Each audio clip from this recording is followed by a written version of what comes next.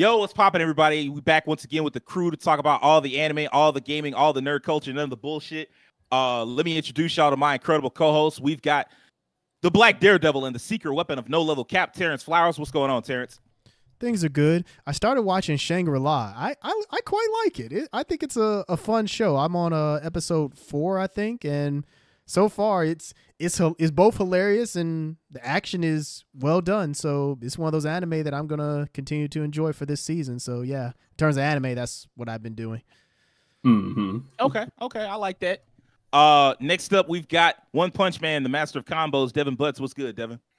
Good, man. Kind of along with Terrence with the anime. I actually forgot about this. I started watching it earlier this week. Was on the Blue Eye Samurai on Netflix. Well, I've been hearing a lot about that one. Yeah, man, actually pretty solid from what I've seen so far. I'm still early into it, but it's definitely something I'm probably going to finish. So I'm probably going to try to finish that out later on in the next few days, maybe by the end of this next week. It's pretty solid. Pretty solid. It's the 3D animation, but it's like the good kind. It's not that berserk, that other generic Netflix 3D animation. Fair. Next up, we've got the collector of collectors, the master of Twitch, Will Coleman. What's good, Will? Today been kind of just rediscovering old music I hadn't heard in a minute, and with this anime thing, I think I'm gonna get ready to start Fury. I'm about to start that. So I can see what that's about. I hadn't seen any spoilers. I've only seen fan art of like goofy stuff. So looking to get into that show there and pick up the rest of these other shows as well. Okay. Of course, we've got the living cartoon, the man with the golden voice, Rakeem Beck. What's going on, Rakeem? Hey, man, nothing much. I started listening to Andre 3 Stacks' new album, the Flutie Nun rap album, where every name is like an isekai name. If you actually look up the track list, it is hilarious. One of the tracks is like hilarious. Man, it's like an isekai name list or something. It's hilarious. And man, it's an album, man. If you want to go to sleep, this album got you, bro. It's so relaxing. I think pussy rolls off the net tongue better than vagina. Do you agree? What? That is one of the titles off the album. So man, what they said, one was like I wanted to make a rap album, but I did some flute music instead. Something like that. It's pretty cool. And also I saw Drake dropped a new EP after his album that came out a few weeks ago. And basically his response. I was like what Joe Budden said. He just rapped harder. He just was rapping hard. Hasn't had enough, has he? He just can't give it up, man. But anyway, that's a little side of the music industry. Everything else has been good, and I'm just ready, move forward. All right then. Of course, I've been doing my thing. As far as anime goes, I did watch the first episode of Frieren. That was interesting. I can tell it's not my thing, but I did watch it, so that was cool. I checked out. I'm still into Apothecary Diaries. Man, what a protagonist! Just like, and when I tell you, she keep that pimp hand strong. That 5th episode. I watched the episode this week, and I was like, my God, you do not piss this girl off, man. I fuck with that show heavy. I'm excited to keep getting into it, and I need to get back to a Returner's Magic. I need to get back into that.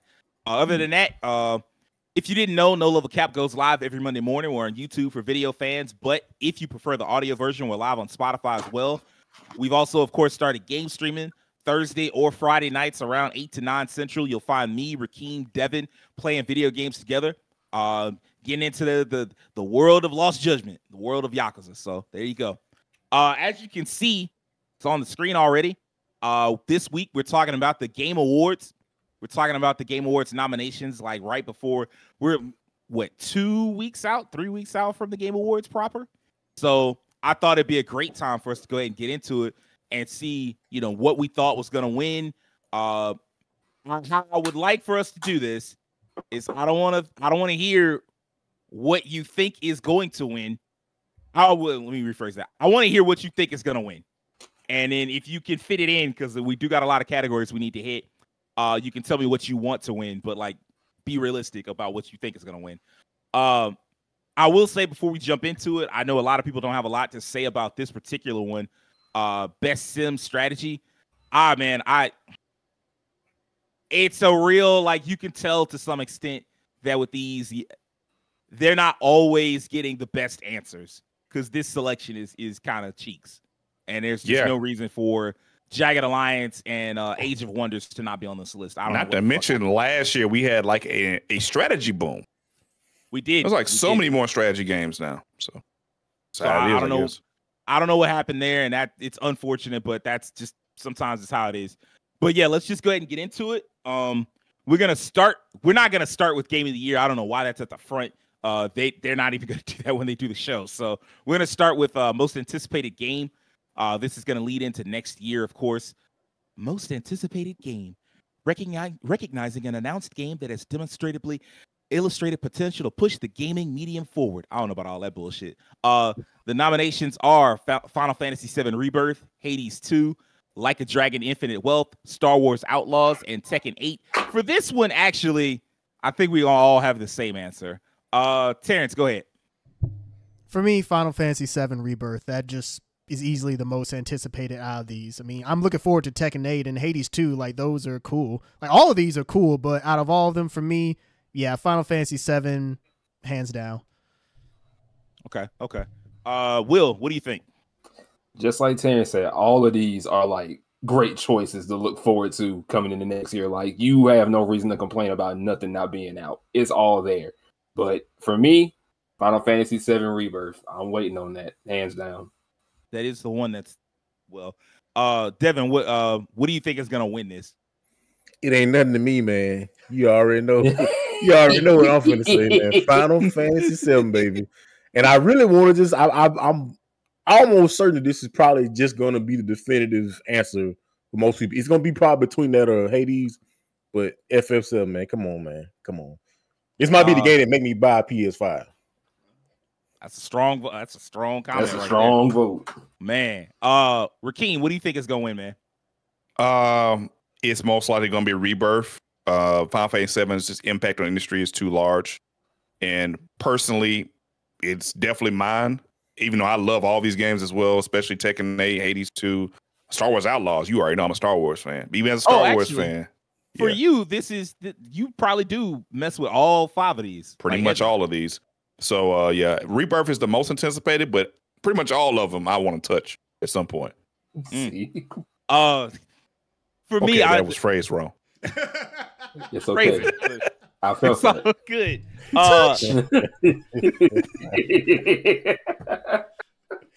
All right. For me, definitely the winner of this is going to be Final Fantasy VII Rebirth. That's what's gonna win. Yeah. But for me personally, far and away, the one I'm most excited for is Star Wars Outlaws, just because if it can do what it's trying to do, it's gonna be the sci-fi game that I'm looking for. Just like the ability to go to different planets, meet alien cultures, and get into like some fun adventures. I'm super excited for that. Second place for me would be Infinite Wealth. Man, I'm a big fan. The Yakuza universe is just fascinating. So that one, that's my vote. That's the one. You're gonna go ahead and vote live. Yeah. I'm gonna vote live. We're doing it live. We do it live. But the one that's gonna win is gonna be Final Fantasy VII Rebirth by far. Next up, oh man, no way. We're not doing that one. I don't even know those people are. Cypher. That's the only person I know, and I would say he wins. I was looking at them like, they're gonna say Cypher PK, but I know Iron Mouse, so Mousey for me. Yeah, but, hey. I haven't known that category since Total Biscuit was alive. We going back. The next one I wanted to do was I have best adaptation. Yeah, that's the next one. Where the hell is it? At the far right. It's to the far right. Right. Okay. There we go. Oh, I think I just need to go backwards. It's just a spicy one. Let's see. Best adaptation. Recognizing outstanding creative work that faithfully and authentically adapts a video game to another entertainment medium. Castlevania Nocturne, Gran Turismo, The Last of Us, Super Mario Brothers movie, Twisted Metal. Devin, which one gonna win, man? Well, I know which one ain't gonna win. That's Twisted Metal. Let's get that out of the way first. So mine is that one. We got 4 left. We got 4 left. So of the 4, Gran Turismo but of the 4 important ones, I haven't finished all of Nocturne, but it's solid. Although I don't feel like it's hitting quite as good as like the last Castlevania series. Haven't watched Gran Turismo. Now to the two top ones. Because Mario was really good, but The Last of Us was also really good to me. I'm gonna say the one that's gonna win is gonna be Mario, but personally, I say Last of Us because Last of Us is really good, and you can screw up live action so easily. That's true. Rakeem, which one do you think is going to win, and which one is your favorite? From this list, I would say The Last of Us because it felt like it was lauded when it came out. Yeah. Talking about it every single week. Yeah. It took so much of the online discourse. I was taking acting classes, and every time I walked into acting class, people just in their chairs, giddy, talking about, "Oh, did you see The Last of Us this week? Oh man, it was so great."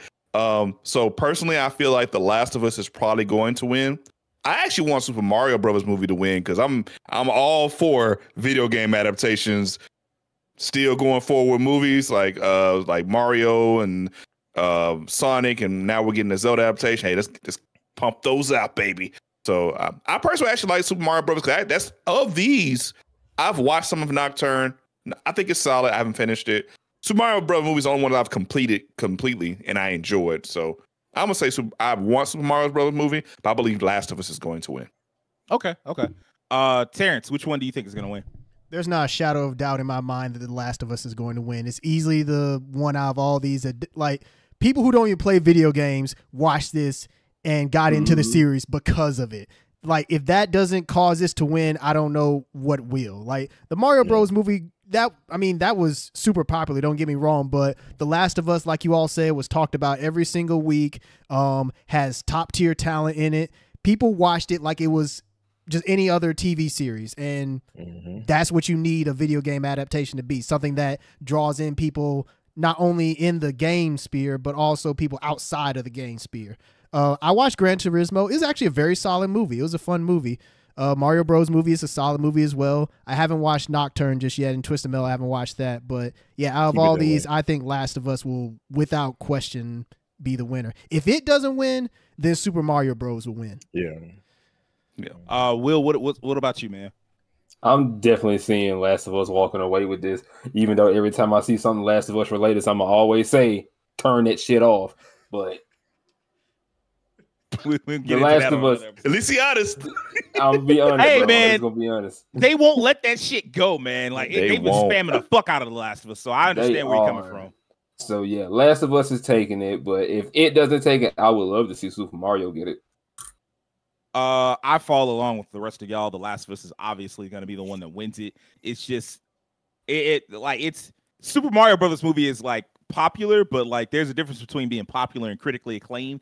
The Last of Us is popular and critically acclaimed. Like nobody, they just wouldn't shut up about it the whole time. So that's the one that's going to win. My vote is going to Castlevania Nocturne though, because I'm like, hey man, I'm always for the anime, and like it was a solid anime, so I'm like, all right, I'll fuck with it. Yeah. Do we do best multiplayer? Our next one is best family. You're honestly probably going to be better off just going to that view all categories thing each time and just scrolling down to it, because that's what I had to do. Best family. Best family for the best game appropriate for family play, irrespective of genre or platform. Our nominees are Disney Illusion Island, Party Animals, Pikmin 4, Sonic Superstars, and Super Mario Brothers Wonder. Look, I'm gonna save everybody's time. It's fucking Super Mario Brothers Wonder. Like by question. a mile. Yeah, by a long mile. Like Party Animals did well. Party Animals is really popular with people and whatnot. And Pikmin 4 reviewed surprisingly well, like really high. Sonic Superstars, people like that. But like, does anybody think anything other than Super Mario Brothers Wonder is gonna win? I don't think nothing different. This is basically the Nintendo category. It's kind of like for the longest time how best animated movie for the Oscars was a Disney category. That's kind of how I feel about best family. It's a Nintendo category. You could argue this could be a Nintendo year because they have a lot of games in a lot of categories. Well, we might as well do this the same way, Sage. There's only one answer here. Yeah, let me go ahead and read them out, though. Best fighting for the best game designed primarily around head-to-head combat. Our nominees are God of Rock, Mortal Kombat 1, Nickelodeon All-Star Brawl 2, Pocket Bravery, and Street Fighter 6. Far and away, Street Fighter 6. Does anybody think it's going to be anything else? Not really, no. No, I feel like MK1 got screwed by like all the issues they had when it came out. Yep. Yeah, I was gonna say that for anybody who thinks like, well, what about MK? It was like, I mean, MK's for one is missing crossplay. And there's a bunch of other stuff that is missing as well. MK missing a lot of stuff. It's missing a lot of stuff. It's just been a lot of issues in general, but Street Fighter 6 just out. It's changed the perception it had from 5. That took a lot of work. Yeah, but so I think shout out to Pocket Bravery for getting the nomination. Oh yeah. Shout out to them just for getting that nomination. Because that game Brazilian team too, like breaking into the fighting game scene. That's pretty cool. All right, let's get to best RPG. Oh, nice. It's gonna be best RPG. Actually, it's not gonna be a fight. The best RPG for the best game designed with rich player character customization and progression, including massively multiplayer experiences. Our nominees are Baldur's Gate, Final Fantasy 16, Lies of P, Sea of Stars, and Starfield. Look, man, I'm gonna go ahead and go first. It's going to be, and this is how this is gonna work for a lot of categories, unfortunately. Anything that's in Game of the Year, if it doesn't win Game of the Year, it's gonna sweep what other category it's in. And so like Baldur's Gate 3 is gonna far and away take it. I won't even say it's unfortunate. I will say I think it's a little weird that Lies of P is here. There were other RPGs that could have been in this spot. Yeah. They need to do better with the categorization because FF16 and Lies of P should be in an action RPG or action category. Yes, agreed. Yeah. Octopath Traveler not being here is a fucking that is a sin. Now, Rakeem, I do want to ask you because me and you both played and beat this game. Should Trails to Azure qualify for this? Yes. Absolutely. I heard a lot of other people say that too. Well, I mean, I heard that as well. By and far, it deserves to be on the list. The question I'm really asking is it because like it's technically an old game? Adaptation of an older game. But I mean, we have so many remakes and remasters now. That definition is kind of starting to but I'm saying flexible. like I'm saying that game was a port. It's from like 2015 or 2013 or something like that. Yeah. I can see that because it's not like a new game. I mean, Resident Evil 4 though is on. Well, also we never got it in the West, so that's a different story too. Yeah. That's really why I'm like, it's from like the PSP, like late PSP, early PS Vita era, but we never got it, so it's kind of a, I think there's precedence for this before, where like there are games that just got ported over, but we never received it in America that still make the list. I think I don't know exactly one, but I think this happened before. But for me personally, I think it should have made the list. It didn't even necessarily need to be like move another one. You could just add a 6 and just like, hey, this is a big year. You could just added a 6 game. I mean, I think big black spot right there. Just put a 6. It's definitely space there, and that should have been here, and Octopath should have been here. I think. Octopath Traveler 2 definitely deserved to be here. Yes, Terrence, which one do you think is going to win? Baldur's Gate 3 will definitely win. Yeah, Baldur's Gate 3 will definitely win. Sea of Stars, there's another category that's coming up that I'll talk about it in, but yeah, Baldur's Gate 3, I think out of all these will hands down win. If it didn't, I would be shocked. Same. Oh yeah. Will, what about you? What do you think is going to win? Yeah, Baldur's Gate has this kind of one. Despite my personal feelings towards 16, because I beat that and I really do like it, despite how it had a few pacing issues here and there. Baldur's Gate takes this. And just like Terrence said, Sea of Stars, that's another category. So, yeah. Let me ask you, it's you and Keem that finished this, but just under the one sentence definition that they gave us, does 16 count as under an that RPG? sense? No. Rich player characterization and progression? Yeah. No. Lots of P counts more than 16 counts. Lots of P counts a lot more than 16.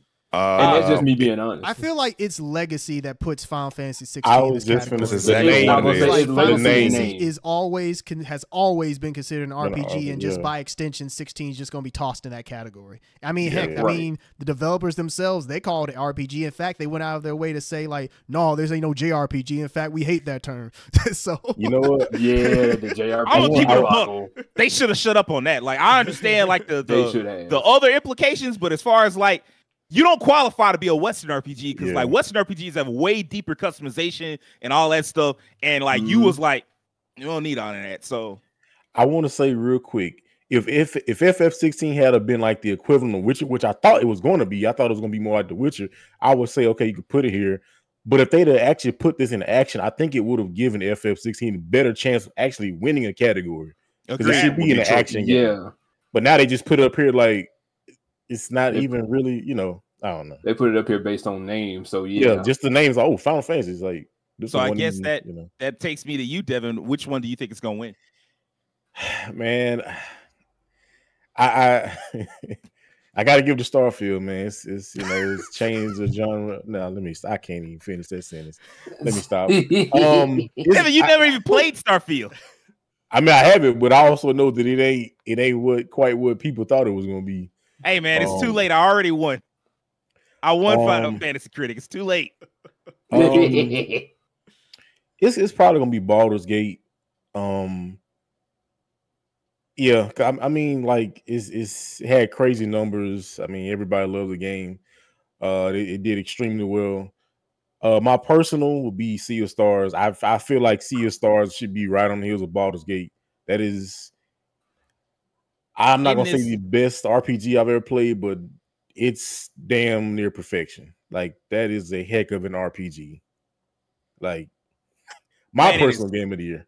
Man, it is so fascinating to see like the reaction that y'all have had.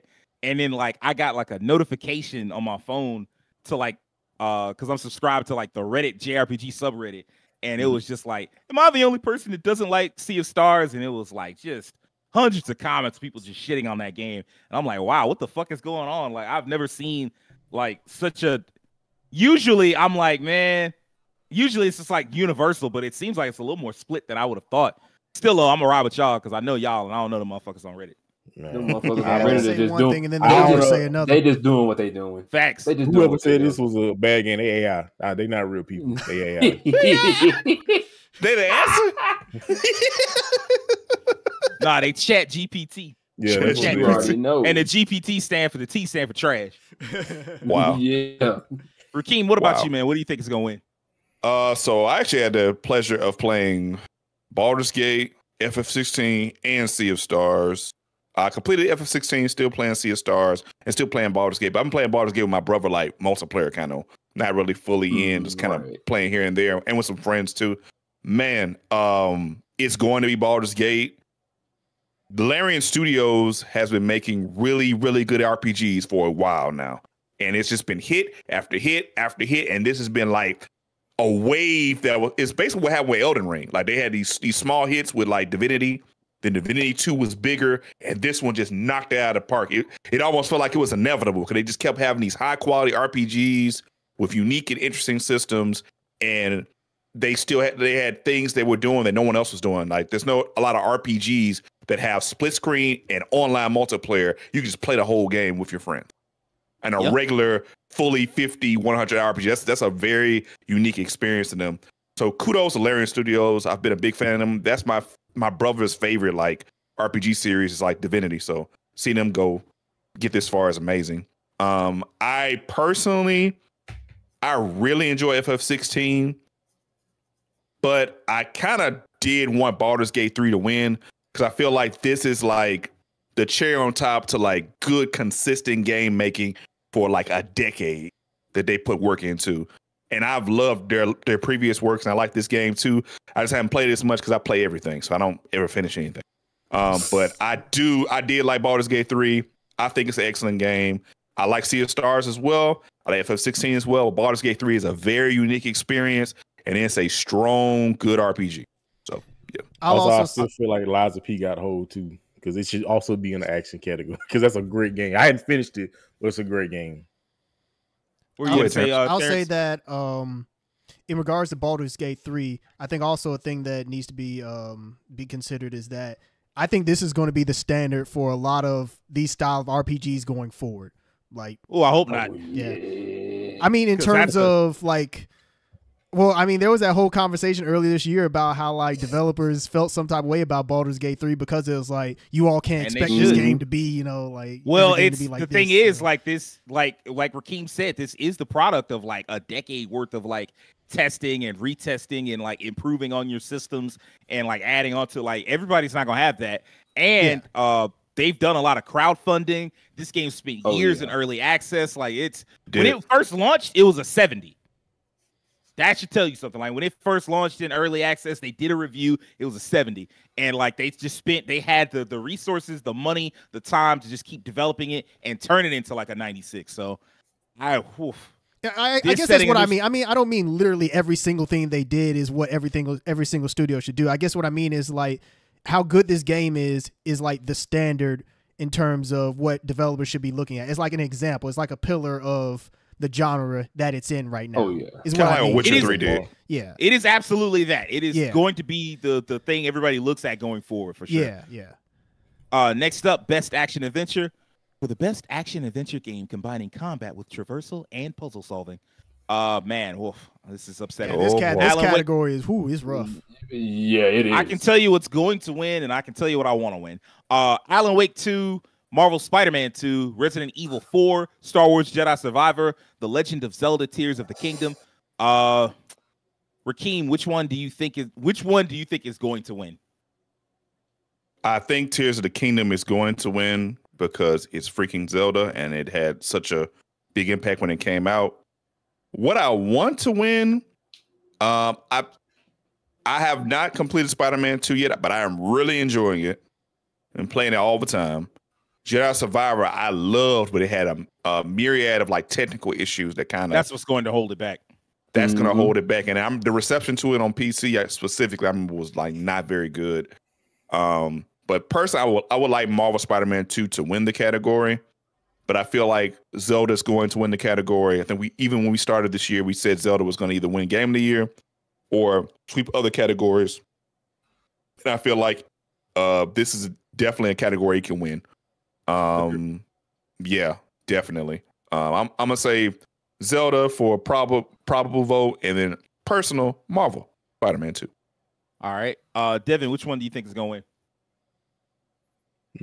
Go back up to the description. Go back up to the.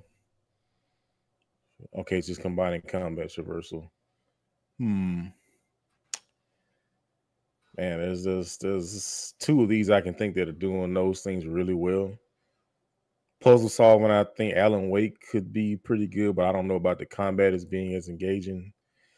And that's honestly unfortunate because I haven't played any of these. Surprisingly, I hadn't played RE4, and I want to play Alan Wake 2. Man, I'm gonna say Zelda. There you go. Is gonna win. I don't know. I ain't gonna lie, man. I've been hearing rumblings and people saying that, man, we feel like RE4 can win, and I mean the fact that it's a remake on this list. Win what? Best action adventure. Oh, maybe. It was well received. So it was well received. Very well. It's actually kind of funny because a lot of these are also Game of the Year candidates. Yeah. You know what? I'm gonna say Zelda's gonna win it, and my personal will be RE4. Okay. Will, what do you think? Man, I hadn't even had a chance to even touch Spider-Man 2 yet, but I did play Resident Evil 4 and just loved it from top to bottom because it did everything right. And I can't deny Resident Evil a single thing. I really can't because I just love the series as a whole. But if I had to be truthful, I can look and see Zelda Tears of the Kingdom taking this thing home just because I know that those fans are going to come out in droves and they're going to do their due diligence in regards to their favorite little silent protagonist. So they're going to come out and do something for Brother Link. But who I really want to see win it is Resident Evil 4. But can I just throw this out here real quick, Sage? Look, I know this has been in the rules a little bit, but let me throw this out here. Because I expect a nice little recency bias. Spider-Man 2 was walking out with it. Just because. I expect a nice little chunk of recency bias. It's been a month since that game has been out. I can see it walking out with that award. There are people right now replaying Tears of the Kingdom.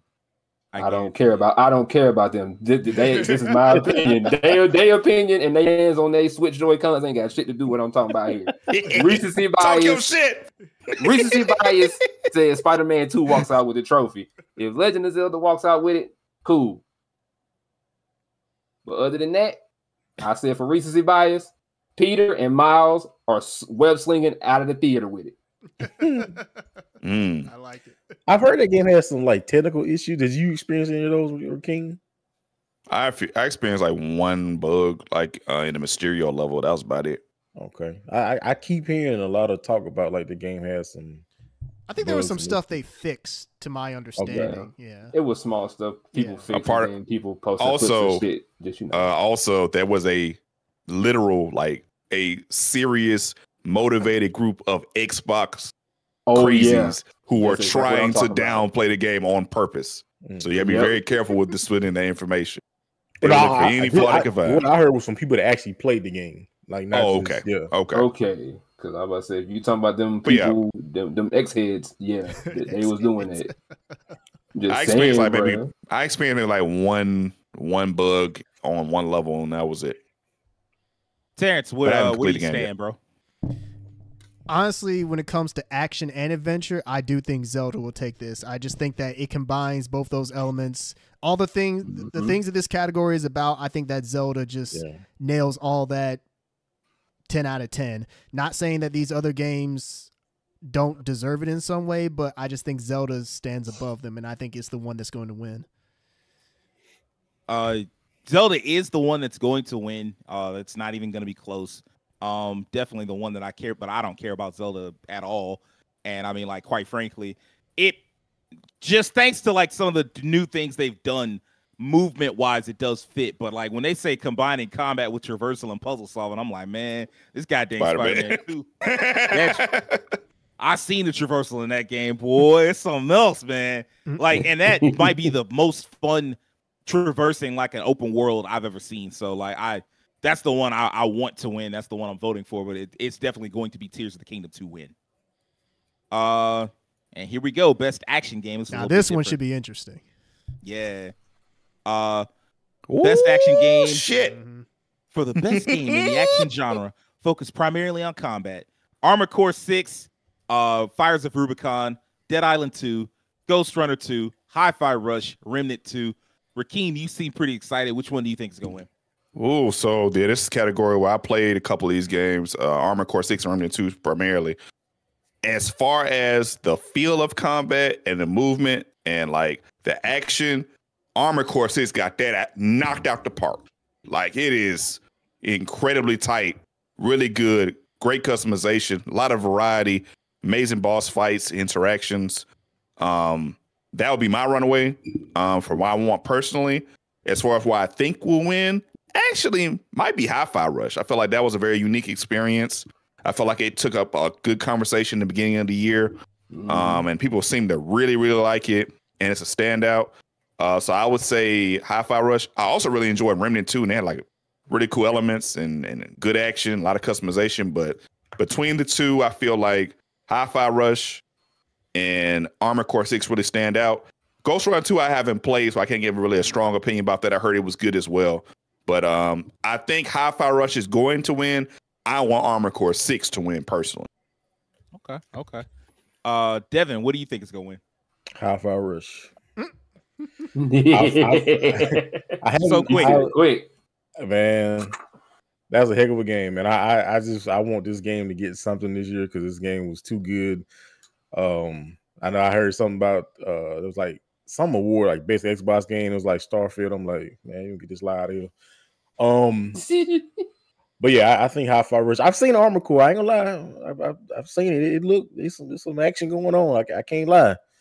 And I played Ghost Runner 2, like the demo of it. It's pretty solid, but I don't think that's quite like enough like change from that first game or even that style in general to like win like best action game. Yeah, I think the top, and I've heard Dead Island 2 is pretty good. Like I heard people say those pretty solid, but I think the two front runners, Hi-Fi Rush, for my personal vote and what I think is going to win, Hi-Fi Rush, baby. Will, what about you, man? What do you think is going to win? Man, all of these games got good word out on them, and I ain't gonna lie to you. I'm gonna go ahead and say for action, I think Armored Core 6 can kind of run out the door with it. I think it can. What I would like to see take it home, Hi-Fi Rush. You don't just slide no game out and then everybody get the buzzing about it. You don't just take the disc and put it under the door and be like, here y'all go, and then walk away, and then everybody's talking about it for like a good month. You don't just slide it under there like that. So Armored Core could definitely take it, but I want to see Hi-Fi Rush take it because it deserves something. All right. Terrence, what about you, man? Where do you stand? This is a tough category. I'm not gonna lie. I would like to see Hi-Fi Rush win this, but if it didn't win, I could see this also going to Armored Core. All my roommates have Armored Core, so I've watched them play it, and yeah, there's a lot of action going on in that game. It's tough, but there's a lot of action. Ghost Runner 2, kind of like Devin said, it does seem like just Ghost Runner, just more of it, which, I mean, there's nothing wrong with that, but is it best action game? I don't think so. And Dead Island, yeah, I don't think so. Remnant 2, I have heard really good things about, so it's good. I feel like it's a toss-up between Armored Core, Hi-Fi Rush, and Remnant 2. Remnant, yeah. But if I had to pick one, personally, I would want Hi-Fi Rush to win. I want Hi-Fi Rush to win just because that game deserves something. There's another award that we're not actually doing that I do want it to win, but I think it should win this category. I do. First off, the fuck is Dead Island 2 doing on this damn list? You know, I'm glad somebody said it. Why the fuck is this game here and not Final Fantasy 16 or Lies of P? I actually was just thinking that actually Lies of P should have totally taken Dead Island 2's spot. Yeah. Yeah. Actually, Ghost Runner and Dead Island should be off of those 2 games. I don't know enough about Ghost Runner 2 to comment on it. I hadn't gotten the real feel of what people think about that game, but I got the feel of what people thought about Dead Island 2, and it was basically just oh yeah, this is fine. It feels like kind of a game stuck in the era that the first game came out in, with some minor changes here and there. And I'm like, that's cool, but get that shit out of here and get Lies of P in here or get Final Fantasy 16. Either one. That would have been a much more fitting place for either one of those games than this. So that bugs me. What's going to win is Armored Core because FromSoft just has a chokehold on the industry right now. And so that's going to be the one that wins. But what should win is Hi-Fi Rush. It's just a great looking action game. It deserves to win. And it is a great game. So we are not doing best VR AR. I have best mobile game. Next one, yeah. Are we not doing debut indie? No, you didn't put that on the list. You have best independent. Yeah, that I remember. Best mobile game for the best mobile game playable on a mobile device. Final Fantasy VII Ever Crisis, Hello Kitty Island Adventure, Honkai Star Rail, Monster Hunter Now, Terra Nil. I'm gonna say Honkai Star Rail. Ever Crisis kind of botched itself a little bit with weird monetization and weird ways to play through it. It just that was a game that people desperately wanted to just be a regular fucking game that they paid money for, and then that was it, and they just couldn't do it. So I think that fumbles the bag, and I think Honkai Star Rail has been most of what people wanted out of that game. So I'm just gonna say that. Terrence, what do you think? My girlfriend is a huge fan of Honkai Star Rail. She plays that a lot. The game is super solid. I mean, MiHoYo, they've just they're masters of their craft at this point. They know how to make a good mobile game, then eventually port it to console, and they know how to keep the updates coming, keep people engaged. Yeah, they're just the masters of this category. So I don't see how anyone else can compare. The Hello Kitty game is essentially Animal Crossing to my understanding, and yeah, Final Fantasy VII Ever Crisis, like you said, Sage, I agree. I think that just some elements of it, they just fumbled the bag, and I don't know about Monster Hunter and the other game. But Honkai Star Rail should totally take this easily. Oh yeah. Will, where do you stand? I'm standing with Honkai Star Rail because even I got into it because I was like, I'm so far behind on Genshin. I said, screw getting into that, so I'm gonna get into Star Rail since it's just starting. So fair enough. Star Rail is the way to go. I did start up with 7 Ever Crisis, but it did definitely have its problems off rip. I tried it out for a little bit. It's still cool to play, but it has its problems. If you ever play Pokemon Go, Monster Hunter Now is the way to go if you love Monster Hunter. Oh, okay. That's cool. Yeah, that's pretty much what it's like. And Terra Nil, I don't know nothing. I don't know nothing about that. So Honkai Star Rail is taking it. Like Terrence said, Hoyo verse is just crazy right now. So Devin, you want to be the person to vote for Ever Crisis or what? Ooh. I'm going for Honkai, man. I think my biggest disappointment of the year probably was that. Like I'm just damn. Yeah. I was like you said, I was just expecting this just to be this was like what we thought we was gonna. This is like the remake we thought we were gonna get years ago. Right. And it's like, no, it's just mission based. Go here, select this. Like, get this crap off my screen, man. I ain't played that game since I downloaded. It's such a missed opportunity for them to do something great on mobile to just give us a solid experience leading up into next year. It's like, nope, give me your money. We want to see Red 13 with beach trunks on. That's what we want. And I ain't wrong, man. Because I actually have been interested in trying Honkai Star Rail. Like I'm like, this is RP, look cool. Like it's a pretty dope. I might try this, but Final Fantasy. This the one time I'm like, nah. Disgust me. Fair enough. That's completely fair. Rakeem, where do you stand, bro? Like, which one are you voting for? Well, this is gonna be a unanimous decision because the only game on this list that I put any time into was Honkai Star Rail. I actually was kind of hyped for it at first, but I've noticed that I'm just not into gacha games as much these days. I just can't really get super into them. But as far as like graphics, impact, conversation, Honkai Star Rail pretty much wins by a mile. Just as Sage stated in the last one that I forgot the doggone company's name. The Dark Souls developers have a chokehold on the industry. FromSoft. FromSoft has a chokehold on the industry. Hoyo has a chokehold on the mobile industry. Like they took it, and everyone kind of follows behind them now. It feels. We didn't have best debut indie game on the list, but we can run through it really quickly. Okay. Best debut indie game for the best debut game created by a new independent studio: Cocoon, Dredge, Pizza Tower, Venba, and Viewfinder. Of these, I've heard of 4 of them. Oh, I have no idea what the fuck Pizza Tower is. They took Dave the Diver off because it wasn't an indie. Yeah, I think it's in another category. It's not. It is another category. But it's not considered an indie. I think when it first got announced, it was on this list. They must have just took it off. I think it's on another category. I don't think it was ever on best debut indie. I think it's on another indie related category though.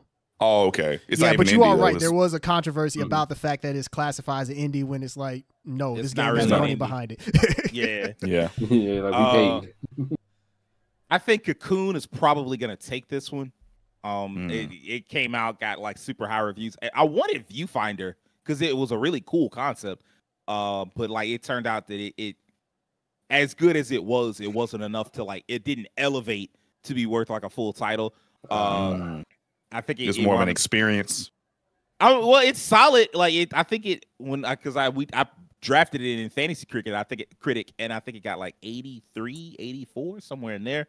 I was expecting it to hit like a 90 or something like that and be one of those like everybody's talking about it indie games, but it wasn't that. So it's definitely going to be Cocoon. Dredge as a very close second. Venba should get more credit than it's going to get, all things considered, but it's going to be Cocoon. Does anybody play any of these? Sadly, I haven't. I did not play any of these, but I've seen a lot of Pizza Tower footage, and that game looks like it's just pure insanity. Truthfully, because of the main character you see sitting right there on the panel. So like everything on fire. So trust me, I feel like that's what it feels like playing that game. Yeah, I know nothing about any. I know the names, but I don't know anything about the games themselves. Yeah. I've seen Cocoon. I've seen Dredge. Dredge is like more of a it's like an indie game, but there's like a little bit. It's supposed to be like a fishing game, but it kind of has like some dark, Lovecrafty elements to it. Yeah, it's very unsettling, horror type vibes to it. So that kind of stuff. It was one of those games that like if you're an indie game fan, like you gotta play this. It was one of those early on in the year. It didn't maintain the same amount of talk compared to like Cocoon or Viewfinder. But yeah, I do think Cocoon is going to be the one that takes it.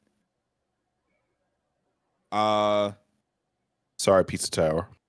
Yeah, sorry, man, but hey, it's funny to watch. Independent game. There it is. There's Dave the Diver. Yeah, that's what I thought. Yeah. Best independent game for outstanding creative and technical achievement in a game made outside the traditional publisher system. Dave the Diver definitely shouldn't be on this because it's a game made outside the traditional publisher system. But whatever. Which one do you think is going to win, Terrence? So this is the one where yeah, because of the backlash, I would hope Dave the Diver wouldn't win, but yeah, I'm just hoping it wouldn't win. What I think should win is Sea of Stars. This is the category I think it'll win. The other categories, unfortunately, is up against games that are just too big for it. The other games, their power levels are just too high. But this category, I think Sea of Stars should take this. Fingers crossed. I agree. Well, I actually don't agree. I think Cocoon is going to win this because Cocoon, like when you look at the Metacritic score for Cocoon, it's out of this world. But I do think the one that's the best competition for it is Sea of Stars. Is Cocoon in the 90s somewhere? Yeah, I believe it is. Oh, okay. Let me see, just to be sure.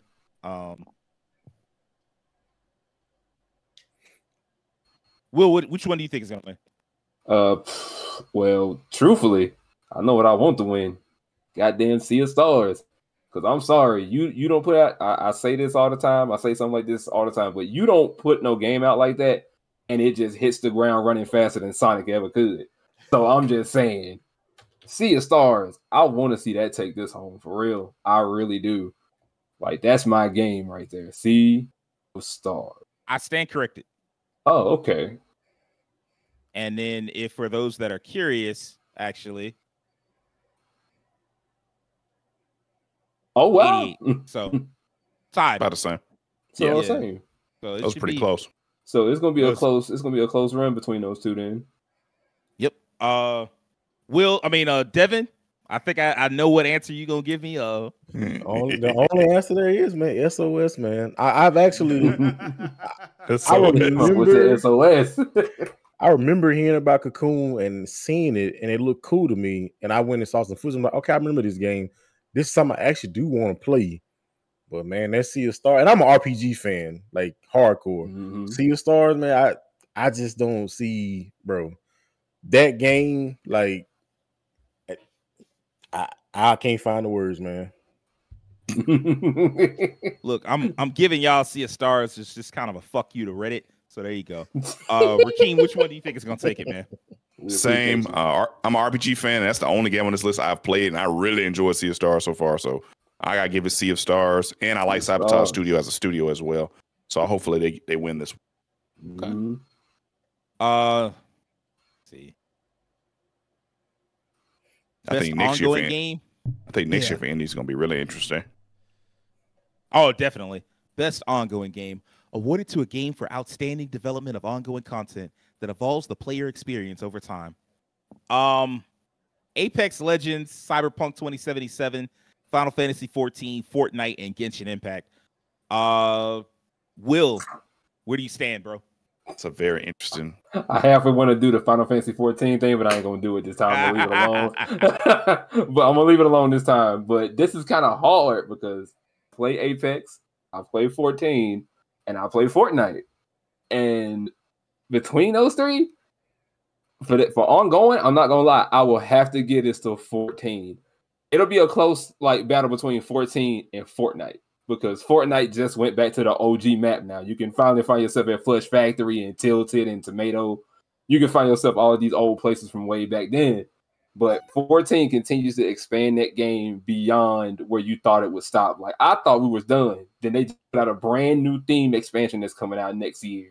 And they're still adding stuff in between here. So, as far as I'm concerned, Yoshi P is probably going to walk off with that award. Yoshi P himself, Naoki Yoshida. Be looking for him to come on stage. If not, the Fortnite got it. Okay. Devin, where do you stand, bro?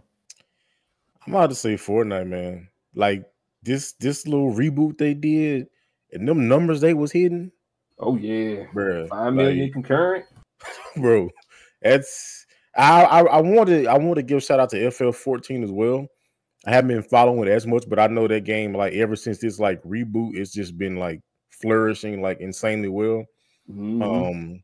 I know Genshin Impact still out here in these streets, but man, I just that boost that they got from Fortnite for this reboot, man, it just literally just breathed life into the game anew. People keep saying this game gonna die, and they was like, "Oh, really? We got something for y'all." You thought it was gonna die. Okay, so you going Fortnite. All right. Yeah. Terrence, where do you stand? I think I might be contrary to everyone else on this category, but I'm actually going Cyberpunk, and here's why. Out of all these games, I feel like have had their time in the sun in terms of like they've gotten like this category or they've gotten recognition in this category in some way, shape, or form. But out of all of these, Cyberpunk is a game that is literally like the phoenix that has risen from the ashes, like from the improvements that they have made to it. I say this as someone who has 3 roommates who are all playing this game right now, and they love it.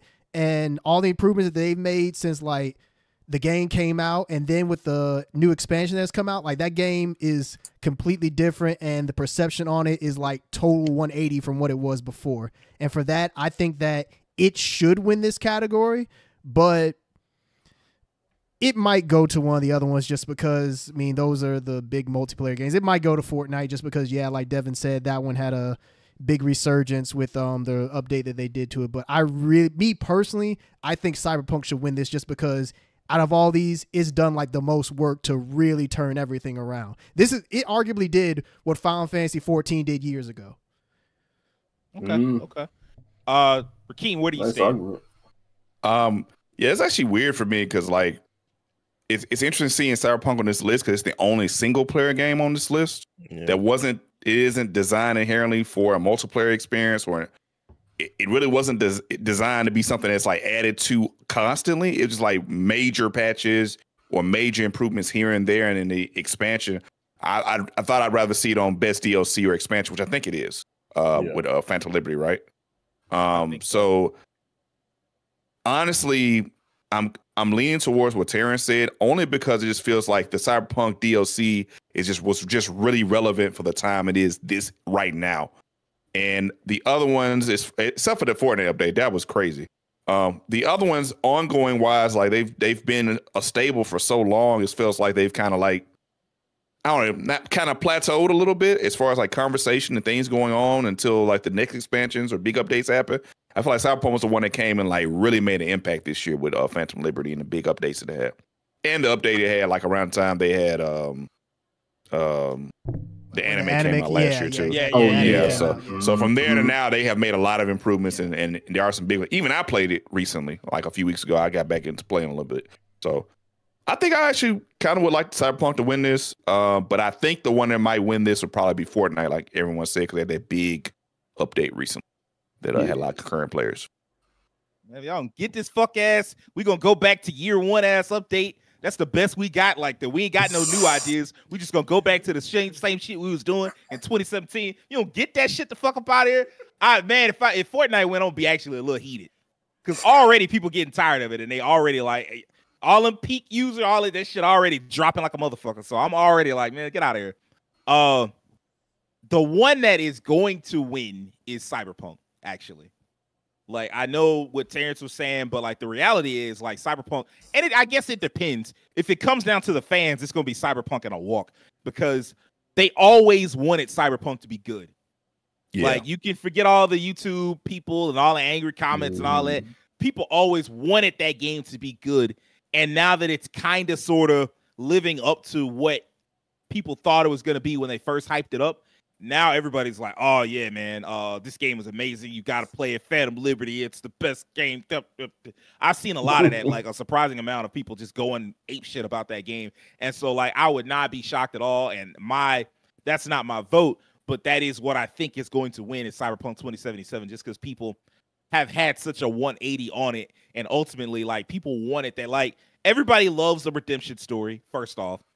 CD Projekt Red, people wanted them to not fail in the first place, and they definitely wanted Cyberpunk to not fail. And so, like, if it won, I'd be like, yeah, that lines up.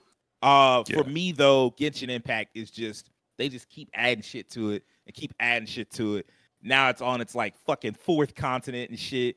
They added so much content. Even I was like, I guess I'll go back.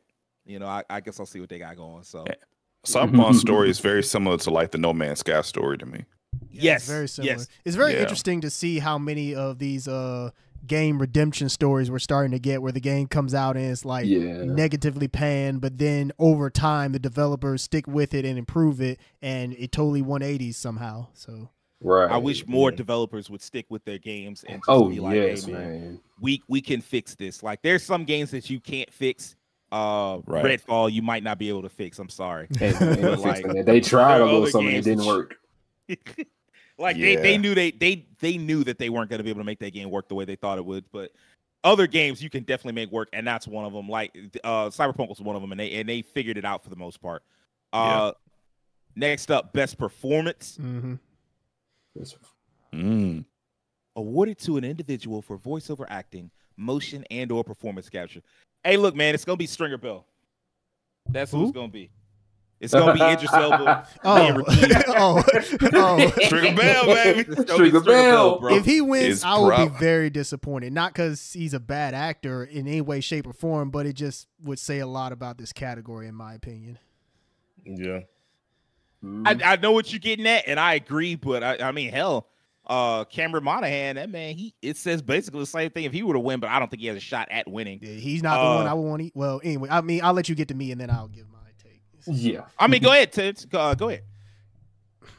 So I haven't played every single game here, but based on the performances that I've heard, this is a tough category because, man, Final Fantasy 16, Clive, I mean, Ben Starr, he does an excellent job with that character. Like, even just in the trailers, like, when you hear that voice, it's like, ooh, man, this dude sounds really cool. Got me hooked. Yuri Lowenthal is my man. I've loved Yuri since, like, Ben 10, Sasuke. Like, he's been in the industry for so long, and it's really cool to see him get recognition like this. Yes. The others, I don't know about the performance in Alan Wake 2. I can't really comment on her, but I mean, she probably did like an excellent job. And Baldur's Gate 3, I mean, I just heard that the acting in that game is great all around. I'd probably give it to Ben Starr just because Final Fantasy 16 should get something. And this might be the one thing it could get. But if he didn't get it, then I could easily give it to Yuri Lowenthal just because Yuri is great, and him as Spider-Man was such an excellent casting choice. So for me, it's a toss-up between Ben Starr and Yuri Lowenthal. Either way, I'd be satisfied. Okay. Oh, and I guess to speak more on Idris, it's not that I dislike Idris. I mean, I love Idris Elba. Like, he's an excellent actor. But for a category about, as they say up there, voice acting is like not all of them, but for the most part, the ones that are here is like they're, especially it's like somebody like Yuri Lowenthal. He's an established voice actor. And just me personally, as someone who wants to get deeper into voice acting one day, in addition to on-camera acting, I would love for Yuri, who is like one of the best at his craft, to win this over just an on-camera actor who comes in and is like, yeah, I can easily do this voice acting thing. That's just my personal take on it, No, I respect that. It is definitely a respectable opinion. And I'm going to go in a little bit deeper later. Will, what do you think? All right, so surprisingly, since there's actually 6 choices here instead of 5. That's a good point. Yeah, there are more. Yeah. I had to point that out. I was like, man, there's an extra somebody here. But I can't speak on Cameron Monaghan. I can't speak on Melanie Libbert. I know what Idris Elba does. And Yuri Lowenthal has practically been in my life long enough. But I think it's going to be between Ben Starr and Neil Newbon. Reason being, as I have played Final Fantasy 16, I kind of know how Ben got the job and what his life was kind of like before he had this job. I see how he put what he put in on this game. I want to see Ben walk out with this one. But it's going to be between Ben and Neil, because Neil has been getting a whole ton of recognition as of recent for his role as Astarion, if I'm not mistaken. Is that right, Keem? His name is Astarion? I'm not actually sure who the voice actor is, but it might be him. Astarion, the vampire, is a character. The white-haired guy. Yes, yeah, he voices him, if I'm not mistaken. Neil Newbon voices him.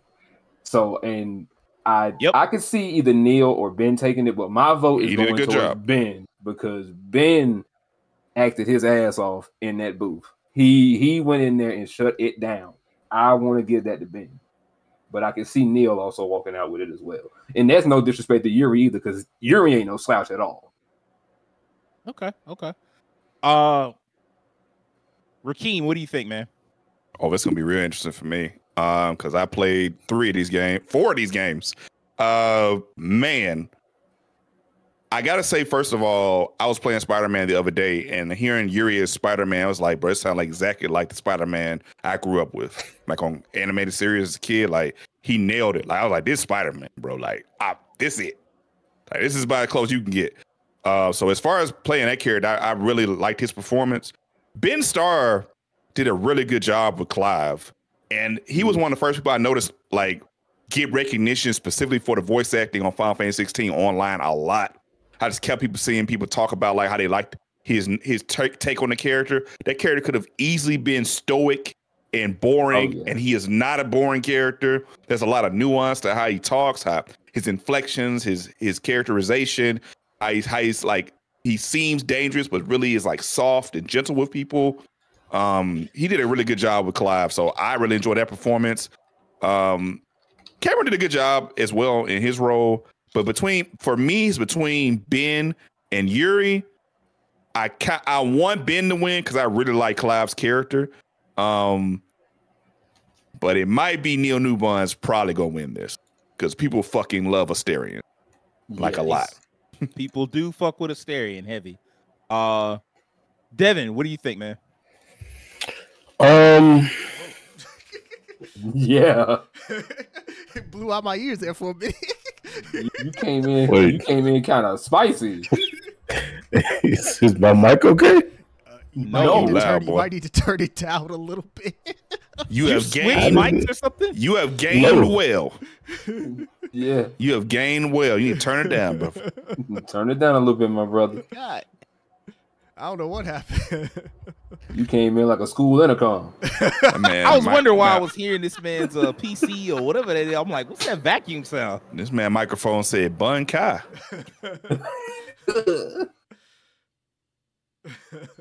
Okay, is it? It's it's better. I think that's better now. Yeah. Speak. The cord. Okay. Oh boy. So for this one, I really want to say Ben Starr because I've seen like the performance of Clive. Really, I feel like who honestly should be there probably above him is whoever did see it. That dude who did see it was talking. Oh, that's Ralph. That's Ralph Innocent. He's like he should have been legend on this list too. From what I've seen in that game and heard the characters, I think he had the best performance. That dude was talking. He was doing some dialogue on the microphone. He did a great job. Cloud was also Ralph Innocent was great. Now, I'm not familiar with any of the other ones, but I will say this one thing for Idris is because it says at the top for voice acting, motion, and or performance capture, Idris is literally in the game. So he's doing the motion cap for the game. So he and Melanie, both of these, and Cameron. So all of them are in the game. But I think with Cyberpunk's case, and maybe Alan Wake, but I think Cyberpunk is the most for this one. Just like Keanu Reeves was with what was the character called? Johnny Silverhand. Johnny Silverhand. They're actually literally acting with motion too. So that's probably going to play a part of that. I haven't seen like much of his role as his character in Phantom Liberty, but that could play part of it. But me personally, I want Ben Starr to win, but Idris could take it or Yuri. But personally, I want to see Ben Starr because them folks in Final Fantasy were talking. I'm gonna say this. Terrence's talk kind of convinced me personally to change my vote. I still think Stringer Bell, Idris Elba, I still think he's gonna be the guy to take it. He very well could. Like, I definitely don't want to discredit his performance. Like, he very well could. Even Melanie for Alan Wake 2. I just haven't heard her performance. I just don't know. So I can't. Like that's above me. Like I don't know. Yeah. But I like after hearing it, I was like, man, you know what? This man, Spider-Man, he was great in the first game, and he like everything I've heard in the second one. He killed it. Great in this game too. He killed it. So I'm gonna go ahead and vote for Yuri Lowenthal. Yuri Lowenthal did a great job. Yeah. But I think actually it's gonna probably come down. Actually, no, this is quite competitive. I think this is a mix between Clive and I also definitely think Idris Elba is in the mix. I actually think, unfortunately, my vote for Yuri Lowenthal, I don't think that one's gonna come into play because I think Asterion people.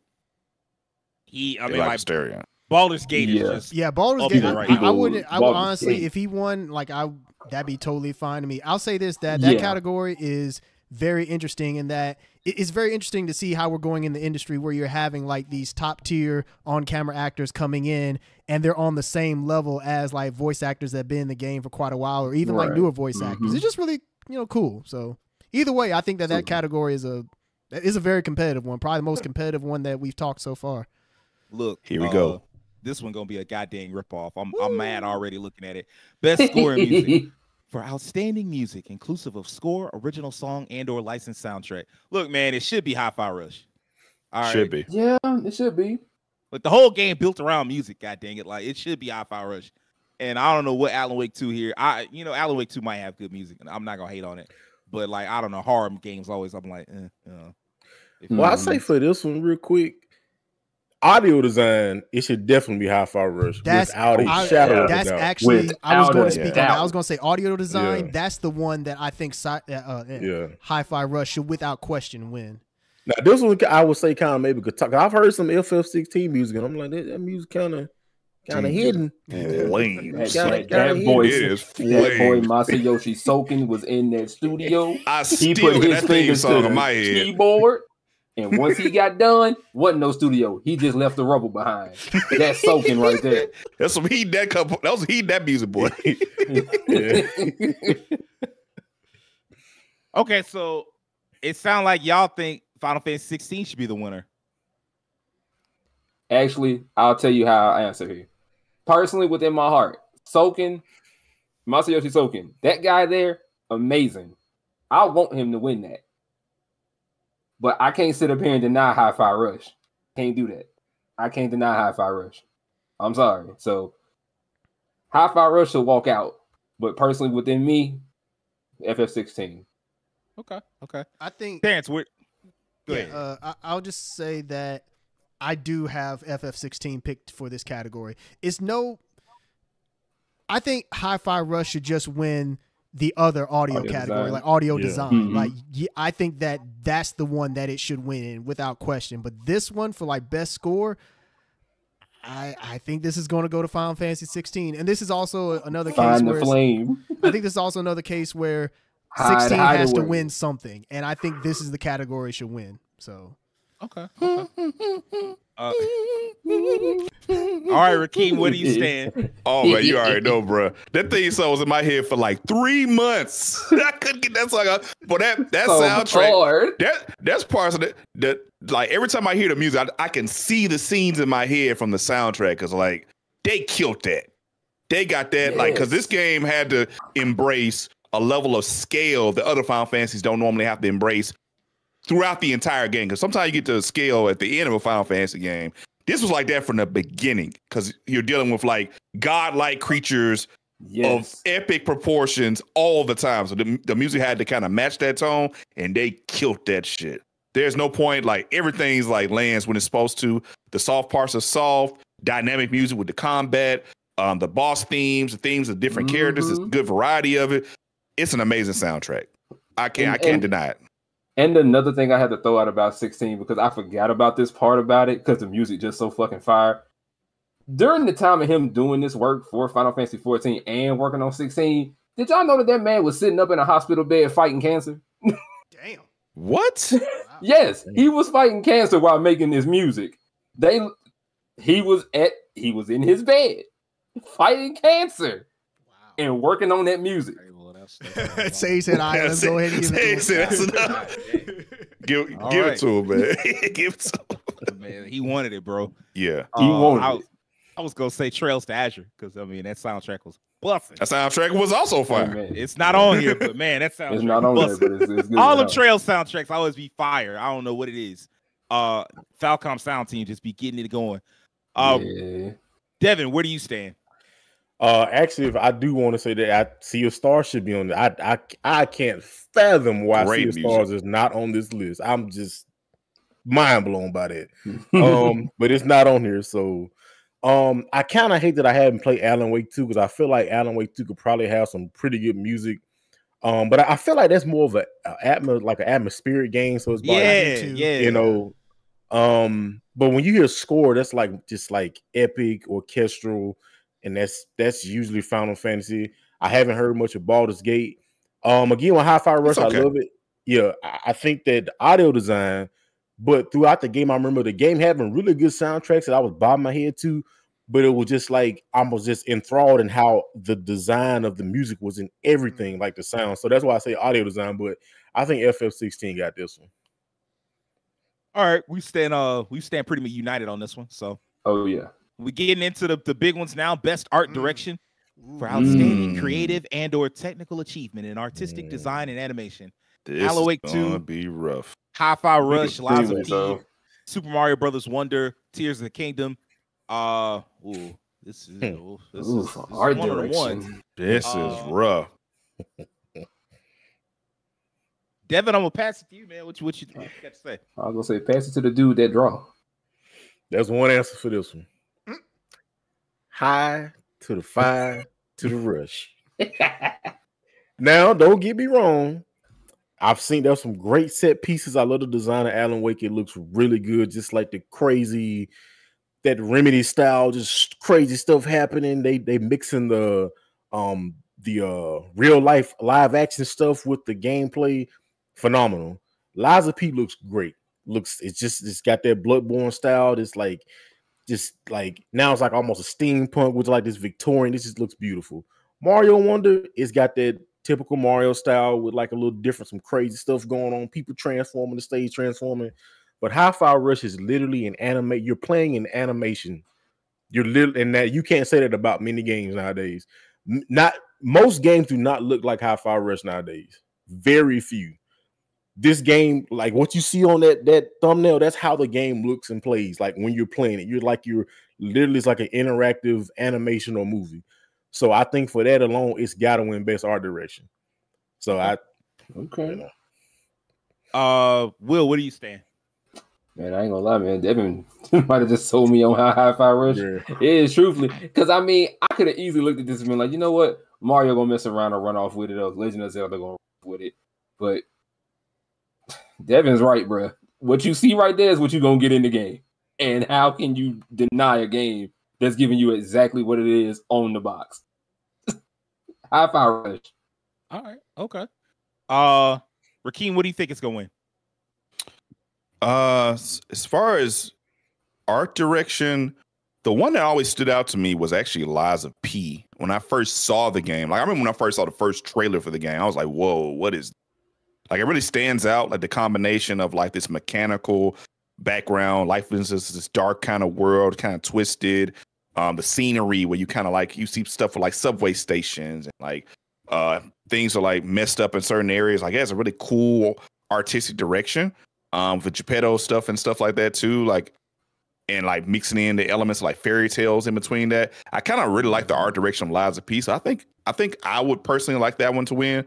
What I think is going to win, actually probably Super Mario Brothers Wonder. I think it does enough with its visual take on Mario on this one, the new changes that I think it sticks out. It kind of sticks out. I think Mario always has a very poppy look to it. I think the direction it had for Odyssey many years ago was so good, and I think this one is stepping it up on the 2D plane like Odyssey did for like 3D plane, and I think that one could actually win. But personally, I would like Lies of P because even to this now, it still stands out in my mind from its artistic direction. Okay, that's a really good explanation. Terrence, where do you stand, bro? So the game that I think is going to win is Alan Wake 2, and I'll tell you why. I watched a Digital Foundry video on it, and they talked about how technically impressive and how much of an achievement that game is. And I think in that regard, it probably will take this category. However, much like Devin, I would like to see Hi-Fi Rush win just because you don't get that type of game anymore. Like that, like this is cel-shaded style taken to the next level for this generation, and I would like to see Hi-Fi Rush take this category. And there's no shade to Lies of P, Mario, or Zelda, but I think this is going to come down to Alan Wake 2 and Hi-Fi Rush. But I do think Alan Wake 2 is going to take it. Just because on a technical level, like that game is, it's impressive. I love that we had such varying answers on this. I'm going to go with Hi-Fi Rush as far as the voting. but I can easily see it coming down to between Alan Wake and Super Mario Brothers Wonder. I don't know which one I think is gonna win. It might be Alan Wake actually, just because like those type of games tend to like the big cinematic games. The only thing that can stand in that way in that same path is like Nintendo games. So it's almost like a rock paper scissors kind of thing. But yeah, I mean, like I love the look of Super Mario Brothers Wonder. I have played a good bit of it, not a ton, but like a good bit of it, and I love the vibe, love the art direction of that universe, and it's just so much fun to be in. But Alan Wake 2 definitely does have a distinctive style. It's unlike anything else. So yeah. All right, here we go. We ramp it on up. Best narrative for outstanding storytelling and narrative development in a game. Alan Wake 2, Baldur's Gate 3, Cyberpunk 2077, Phantom Liberty, Final Fantasy 16, and Marvel Spider-Man 2. Oof, what a list. I'm going to say Baldur's Gate wins this pretty easily. It's, again, like one of those things, like these categories, I don't know why we do them, because they always want to go into, like, whatever's in Game of the Year, and the narrative in Baldur's Gate, like, people won't shut up about it.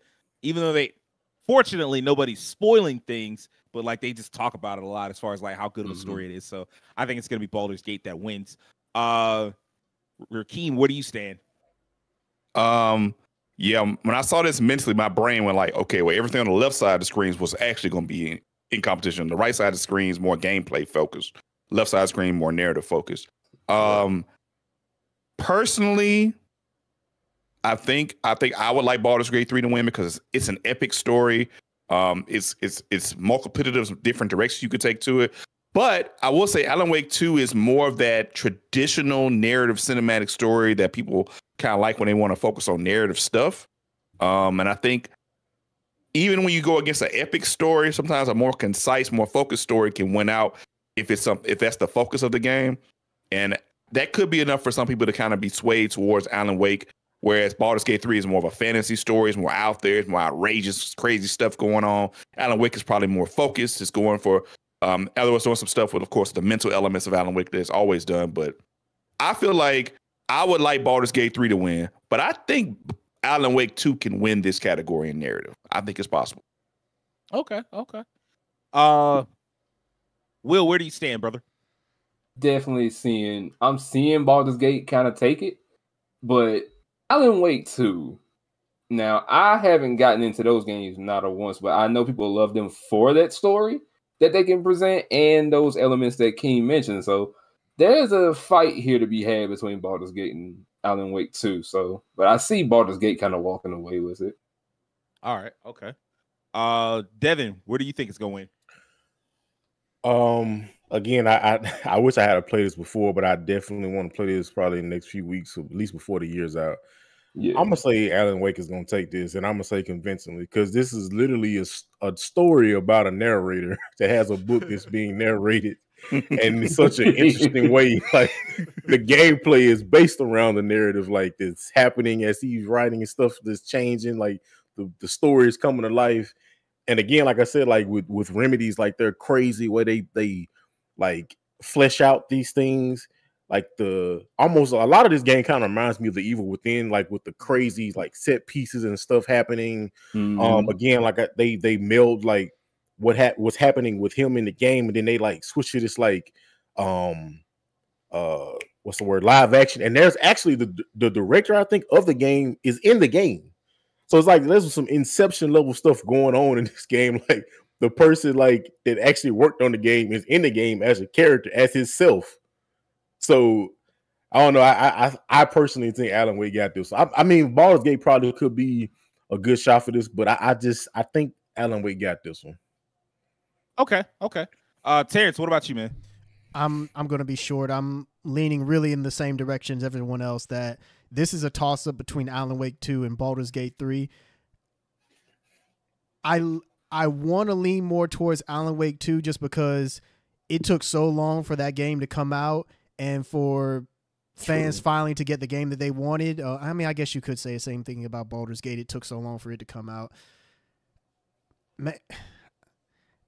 I think I'll go Alan Wake 2, but it really could go either way. And I don't know anything about either game, so I haven't gotten the story for myself, but yeah, I think it's a toss up between the two, honestly. I've seen enough story from I saw some of the story for Baldur's Gate. Really, like underrated is Marvel Spider-Man, but like that was underrated last time it came up. So I'm not, it's gonna go under the radar again, even though it's a fantastic. Everything I've heard about it, the story has been like pretty fantastic. Getting kind of long in the tooth here, so let's just go ahead and burn through the last couple. Best game direction awarded for outstanding creative vision and innovation in game direction and design. Alan Wake 2, Baldur's Gate 3, Marvel Spider-Man 2, Super Mario Brothers Wonder, Tears of the Kingdom.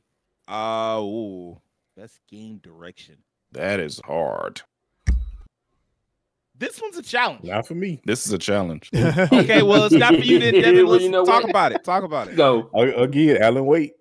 If you look at the words outstanding creative vision and innovation in game direction and design, I think Alan Wake got that. Okay. Or Wonder. I think Wonder also, just because of that, the new elements that they have of like, this is like the older Mario, but this new style of like things change. I think that's a pretty good candidate for it as well. But I think if Alan Wake doesn't get it, I think Super Mario Wonder could get it. Okay. Devin. I mean, not Devin. Will, what you got for me, man? Truthfully, I had a bit of a tough time with this, and honestly, when I stand back, look at him, I see Mario Wonder. That's what I see. I'm like, Mario Wonder kind of has a lot going on. Like I said, old school Mario gameplay, but you add these power-ups that just kind of make things just kind of go haywire. It's pretty much an acid trip for children, if I had to say so myself. So really, not wrong. So really, Super Mario Brothers Wonder could definitely walk out of here with that. Alan Wake 2 probably could too, but Wonder may take it a bit further. Terrence, what do you think is going to win? I think Baldur's Gate 3 will win this, just because in terms of just game direction, with how much stuff you can do in Baldur's Gate 3, like how much of a, like as you said in like a prior episode, Sage, like it's a role-playing game. it's an RPG ass RPG, so you can do whatever you want. And as a result, I think that pushes it. I think that's the one that's going to win. I do think it will win. Okay. Rakeem, what you got for me? I'm gonna go in a different direction. Actually, I actually think Legend of Zelda: Tears of the Kingdom has a shot. Mainly because I remember like this game's whole gimmick was creativity. You get the creativity of building things and sticking things together and like innovating on it. And I remember seeing like online people just showing off their creativity in the game for like weeks, just doing different things in the game. So I think Legend of Zelda has a shot. I actually kind of would like Legend of Zelda to win in that regard, but I think personally it's probably going to be Baldur's Gate 3 that actually wins. Okay. Man, I'm not gonna lie. I'm looking at this one and I'm like so unsure. I was hoping one of y'all would like convince me. Rakeem makes a good argument for Zelda. I actually agree a lot with Rakeem. Like, so yeah, this one's a toss up. I would say I think on the list Spider-Man is the least of that, because it's like you got to play Spider-Man. Well, I'm just saying, like in general, think about like all these. This is something that's like set the things you can do in the other ones, like especially Baldur's Gate and Zelda. You can't create nothing in Spider-Man. That's true. That's true. I don't know, like there's a vision to like Spider, like everything I've seen of Spider-Man, I'm like, whoa. But I do think Spider-Man is gonna get ignored a bunch. I'm gonna say Zelda because we hadn't picked Zelda for enough categories, and Zelda is gonna come through and take some stuff that I'm like, I don't know about that. So I'm gonna say Zelda's going to win. I'm going to vote for Baldur's Gate 3. Link over there like this shit ain't nothing to me, man. It ain't nothing to me, man. We here. Kahuna, here we go. Oh man. But they got 6 of these though. Well, that's game of the year, and they've always had 6 games. Well, they expanded a few years back, but it's been 6 for a while. I don't know why a lot of them aren't 6 though. A lot of them are the same game. Been looking at the whole. It's kind of time like the Oscars, where it's like the best picture they give more spots for that, whereas other categories they kind of limit it. So it just kind of depends. Mm-hmm. Recognizing a game that delivers the absolute best experience across all creative and technical fields. And our nominees are Alan Wake 2, Baldur's Gate 3, Marvel Spider-Man 2, Resident Evil 4, Super Mario Bros. Wonder, and The Legend of Zelda Tears of the Kingdom. What is going to win? I don't know. It is going to be a toss-up between Baldur's Gate 3 and Tears of the Kingdom. Which one do y'all think is going to actually take it? Let's go with Terrence. What do you think? I do think this goes to Baldur's Gate 3 just because that game was such a huge disruptor when it came out. Like a lot of people, thought Zelda was without question going to be game of the year, and then Baldur's Gate 3 came along, and that it changed everything. So I really do believe that's going to be the one to take it. Zelda very well could, and I'm not discrediting any of the other games in this category, but I just think this fight is between. As far as what I want to play, it's basically just Baldur's Gate. Well, Spider-Man 2 top, Baldur's Gate 2, and then Super Mario Bros. Wonder 3, and then the other 3 I care less about. But I'm not discrediting them. I'm just saying as far as what stands the best chance, it's those two you just said. Yeah. Essentially, I guess what I'm saying is all these games are great in their own right, but I really do think that this fight comes down to Baldur's Gate 3 and Zelda. You know what though? I have seen a little more Game of the Year talk around the Alan Wake 2. If Alan Wake 2 wins, that'll be the surprise. It would be the surprise. Yeah. I would say that's that also it's also more recent, so it hasn't been as much conversation around it compared to the other ones. Been around for months now. I'll say that the one that I think will be the biggest shocker if it wins, and not saying this game is bad by any stretch of the imagination, is Resident Evil 4. Then right behind it to me, but then you have Spider-Man 2. Man. Yeah. I think the least likely to win is Resident Evil 4. That's just my take on it. Not because it's worse than these other games, but I just don't see it. No, I agree with you, actually, Terrence. I think that's the least likely. I do. Between all these other games, it's the least likely to me. And I love Resident Evil 4 Remake. Love it to death. I think Alan Wake the least for me. Least likely? Yeah. No. What'd you say is the least likely? Alan Wake. Oh, Alan Wake. It's been some talk around Alan Wake 2. You've been hyping that game. Are you fool? I don't talk around, and it shouldn't be on there if I really want to be honest. I don't know. Now that I don't agree with. I don't know. You that one. Oh yeah. You on that one. RE4, Spider-Man, RE4 or Street Fighter 6. RE4.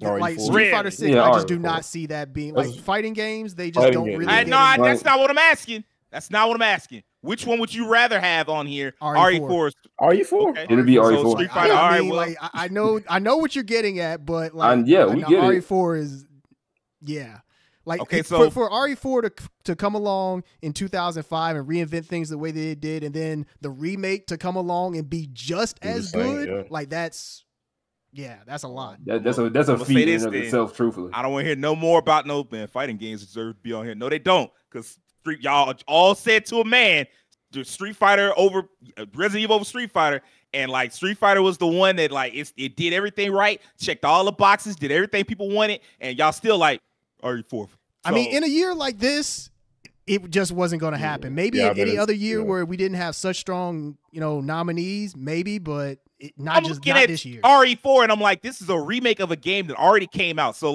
off that alone, in a strong year like this, I wouldn't have included it. Just like I wouldn't have included Dead Space. I wouldn't have included.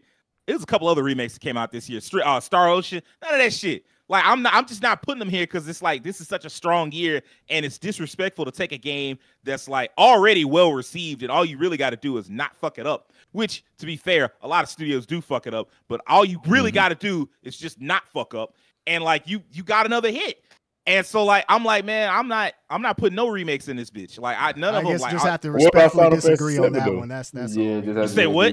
I mean, Final Fantasy VII kind of in that same category. It wasn't in that strong of a year though. That year I'm was saying it's not fully a one for one, but it's the same game being done well again though. But it's are you asking me? I'm saying in a strong year, remakes should not be in Game of the Year. That's what I'm saying. I don't know. Next year, I think Rebirth definitely gonna be Game of the Year candidate. How strong of a year is 2024? We won't know until we get to the end of that year. If Rebirth came out this year, it should be on this list. Well, I'll wait until the scores come out for it on that. Well, I mean, I guess what I'm saying. So you can actually just say Final Fantasy VII Remake instead. If it came out this year, I would still be like, no, remake isn't strong enough to be in this category. Nah. Ooh, really? No, not no. Okay, with the way this year. Okay, remake is on the level of like 16 in terms of like it's a great game, but it doesn't push the boundary quite enough to be like at the top for game of the year. I mean, even in the year that it came out, I don't think it was in the game of the year category. I don't think. I could be wrong though. I could be wrong. It should have been. It definitely should have been. Yeah, I think it was. Hold on, let's get some validation on that. Hold on. Let's see. It came out 2020. Let's go. Of course, The Last of Us 2, one going away. Oh yeah, it won everything. Turn this shit off. Yeah, turn it off. That man is not a fan. No, it got nominated. It got nominated. What were the other nominees? I put it that way. The Last of Us Part 2, of course, which is what won. Final Fantasy VII Remake, Ghost of Tsushima, Hades, Doom Eternal, and Animal Crossing: New Horizons. That's a good year. Yeah, that was a good year. I'll say out of all those, I just don't see Final Fantasy VII being the one to win it. I'll put it that way. Out of all those. Also, I'll say the caveat about fighting games. You got to realize. Hey, look, I played 7, so like this isn't me just talking out my ass. It's like I'm telling you. I'm just saying, like I'm like, dang, Doom Eternal. Like I would give it to it over Doom Eternal. Doom Eternal was very well received. Like, it was solid, yeah, man. oh yeah, pretty solid, man. That was, Again, I'm saying in comparison, I'm not saying these games are trash. I'm not saying Resident Evil 4 is trash. I'm saying when we start talking about like when we get to the end of a packed year like this, I start getting nitpicky, and I'm like, all right, well, how do I start unincluding games? And I'm like, oh, this game was already a remake. Like, get that out of here. Mario been made the same way for like. That's a new video game. Man, it looked very samey to me, man. I know it got the new stuff, but you've been getting power-ups and collecting and jumping for 30 years. We got 85 different arguments. I gotta get the fuck out of here. Marvel Spider-Man got to get out of here. Well, Zelda got to go too then. No, Zelda. I don't even know what we're doing anymore. Everything got to go, man. Well, the reason why I'm about to say like Zelda, I was gonna say Zelda should stay, but Breath of the Wild technically, because Breath of the Wild was reinventing everything that Zelda did. Yeah. And then Tears of the Kingdom is like it's just more of Breath of the Wild. Breath of the Wild with some changes. So, Breath but yeah, I mean like where the fuck were we? We're talking about how this is between Baldur's Gate 3 and Zelda, really. Like that Zelda, is correct. Yeah. Redfall, the real game of the year. Let's go back to. Don't do that to me. Don't do that. I'll just go next and just get my opinion. I think Baldur's Gate 3 has the best shot of winning this, and I think personally it should win. I think just narratively, creatively, it did everything right. Developed well, reviewed well. It knocked out of the park graphically, voice acting, gameplay. Like it's good. I feel like Tears of the Kingdom built on the foundation of one of the best games of all time. Was going to be a good game, solid, and it did enough it could have solidified game of the year. But the fact that Baldur's Gate 3 came after it and came in with not only just a good game, but like a super strong narrative, creative RPG. And I think Game of the Year really likes big open RPGs. They always have. Yeah. For the most part, right? Not really, or somewhat. Sometimes they win. Sometimes I mean, like the real thing is like how many big RPGs like to the scale of Baldur's Gate are there? The Witcher 3, of course, won. Dragon Age Inquisition won. Elden Ring. But like other than that, Elden Ring. And then outside of that, I think that's gonna be it. I think that's the checklist as far as like of the last generation worth of games. I don't think there are that many other ones. So I will say this, lost in all this is that Baldur's Gate actually had a lot to live up to. Baldur's Gate 1 and 2 were like very well respected, well beloved games in the computer RPG space. And Baldur's Gate 3 met those expectations and to most people exceeded them. So like hats off to them either way. Yeah, definitely. Who hasn't gone on this? I haven't. Okay. Okay. Go ahead, Will. All right, well, honestly, I'm just going to go ahead and make a short but timely reference. Legend of Zelda had its time in the sun till Baldur's Gate 3 came through with the rumbling. So, yeah. Baldur's Gate 3 is going to leave with that goddamn award. I'm sorry, Legend of Zelda fans. I know you love your game. I know you're gonna ride it till the meat fall off, but Baldur's Gate 3. All right, okay. Devin's face. That's a heck of a saying right there. Just saying, bro. Go ride with your game until the meat fall off. We are riders on a mission. Sage, you okay? Oh, hell no. There was a lot. There was a lot going on there. Just saying. Devin, where do you stand, brother? I'm gonna be honest with this one. I'm kind of gonna have the same take that I did with Fortnite. I remember when Baldur's Gate came out, because I think it came out on the PC and console at different times. Yeah, it Yes, came it out did. in August on PC, and then I think console in September, I believe. Yeah. Right. And I heard like some crazy 800,000 number for that game, and I was like, well, that's a lot of people playing the game at one time. So I feel like this might be one of them cases where Zelda put out his Bunkai and Baldur's Gate came through with the Quincy technology, like, give me that real quick. Let me see that. Mine now. So even though I've never really got into CRPGs like that. And I probably, if I really try, I probably would like them. But I mean, the game is it's word of mouth is a heck of a thing, and it speaks for itself. I mean, people have been playing the game, it's like they love it. All the things you can do in the game, fighting bears, slapping roaches, all kind of stuff, man. Like, so it's just all the relationships you can have. Yeah, all the relations you can have too. Riding the meat till it fall off, all that kind of stuff. Yeah. So it's like so Ain't I nothing think, to me, man. I think Ain't nothing but meat, man.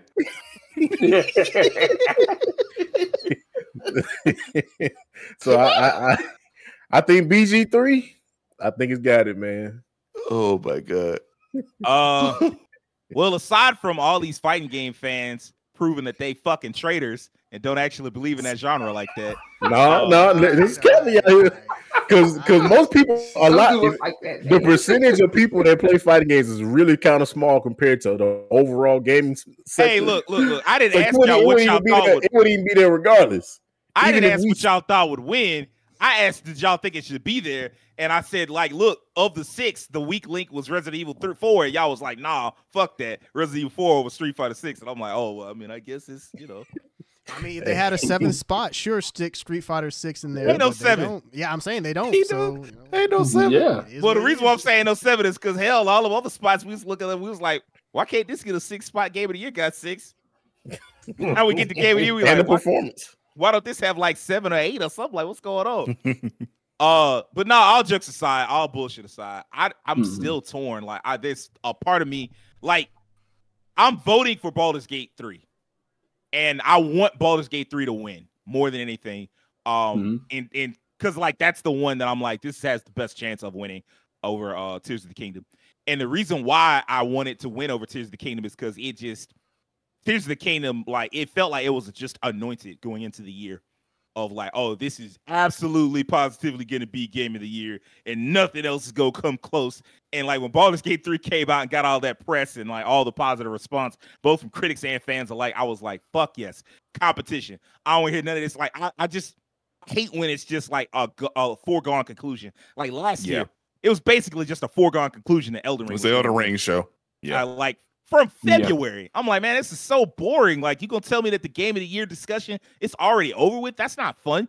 So I love that there is a discussion this year, even if it is just between 2 games instead of like 6. But whatever. There is a part of me that thinks Zelda somehow runs away with it. There's a part of me that thinks there are, just enough Nintendo fans in like the game review, like the people chosen to basically do the voting. There's enough of that they're gonna be like, oh man, Zelda, man, we can't let Baldur's Gate 3 win. I mean, because like the bottom line is some of the people that are doing these votes have not played all of these games. They may play the game of the years, like they may be like, well, just to make sure that I know what I'm talking about with game of the year, they may have played all 6 of those, but like they may not. It may, because like the way you do it at your website, because of course these are all like the people that are doing the voting will have all been like, people that work at Games Press and whatnot. And so like they may at their own place do it completely differently. And so they may not feel like they have to play all 6 of the Jeff Keighley games just so they can talk about them. Like, they may do it a different way. And so they just may vote for the game that they like the best, even if they didn't play all 5 of these. So there may be people who didn't play Baldur's Gate because, like Devin said, CRPGs like that wasn't for everybody. Like, I've never tried a CRPG before. Well, I did try Original Sin 2, which I think Original Sin 2. I think technically Dragon Age 1. That really was a CRPG. I played that for about 5 minutes after I got done with Kingdoms of Amalur and was like, ugh, what is this ugly ass game? And I was like, yep, take it back. And so I just never even got that far into it. So, but I have interest in Baldur's Gate 3, so I'm gonna check it out at some point. But like everything I've seen gameplay wise, that feels like the winner to me. So there we go. We've got 17 categories out of 31. The ones we skipped, either I felt like, I'll tell you what though, this one we probably should have go ahead and talked about. We did talk about this. The hell? No, we didn't. We didn't talk about it. No, we didn't do this. Oh, Street Fighter 6. No, we didn't talk about this one. What was the one we talked about that had exactly these categories? It was like what that had Street Fighter in it. Best Family. That was Best Family. We did Family and then we did Fighting. Like that had. Oh, Fighting Game. I think that was because I was like Party Animals is in Fighting Game, right? Now this one I do think Street Fighter 6 should take. Yeah, Street Fighter 6 taking this one. Yeah. Actually, to be honest with you, it could easily be Baldur's Gate in this one too. Yeah, it's also a multiplayer game. Yeah, I just think in terms of like the multiplayer features that 6 presents, I think this is like the one that it should stand out in. Not saying Baldur's Gate doesn't, have that, but like 6 has it all for a fighting game. I understand where you're coming from, and I do agree with that. And you saw what I placed my vote on, but Baldur's Gate is one of those unique games where you can basically do a D&D campaign from like, your house and somebody else's house, and y'all can just do a D&D campaign together. And that you can't, that can't be understated. Yeah. But I do think Street Fighter 6 wins. Anybody else think anything else wins? I was gonna say maybe Mario have a shot because I mean, you don't think so? Not for best multiplayer. It is a good multiplayer experience, but it's also kind of like chaotic. I can speak to that. I played it, it is very chaotic. Street Fighter 6 is also very chaotic. Well, I mean, it's supposed to be chaotic, but like it's Super Mario organized chaos. Yeah, it's organized. Like Super Mario Brothers Wonder is like. Y'all ain't seen DJ Drivers yet. That is not organized. He just out of nowhere. Well, I'll tell you what ain't gonna win in this. Goddamn Diablo 4. Diablo 4. Oh, that show ain't winning. Man, that's a game that was at such a high point in this year, and then it's just like what a fall from grace. God, I'm so sorry. Like, isn't that fitting though? A fall from grace from Diablo. I see what you did. They should add a category of best disappointment. Diablo. I think that would have some developers really mad. That would have some developers. Hey, Jeff, do it, please. Best disappointment, please. Jeff is not doing that. He's trying to make friends and he's trying to keep his friends. Jeff would get all the smoke if he made that a category. He does not want them problems. That category would be called best mid. Yo, I ain't gonna lie, that's hilarious. Like the idea of a best mid category, like that's funny as fuck to me. That's funny. But no, Jeff is too interested, and rightfully so, because like that's how he's getting all these game reveals and stuff. To be like, he's too busy trying to make friends to make any enemies off something like that. So I understand. He's trying to get GTA 6 to show up on his show. We'll talk about that in 2 weeks. Actually, I'm very interested to see what everybody thinks. But I think that's gonna wrap this week's episode up. If you liked it, I need a few things from you. I need you to do us a favor, hit that subscription button on YouTube, follow us on Twitter, follow us on TikTok, tell all your nerdy ass friends and family about us, and do me a personal favor and have an excellent week. Peace. And go vote for your game of the year.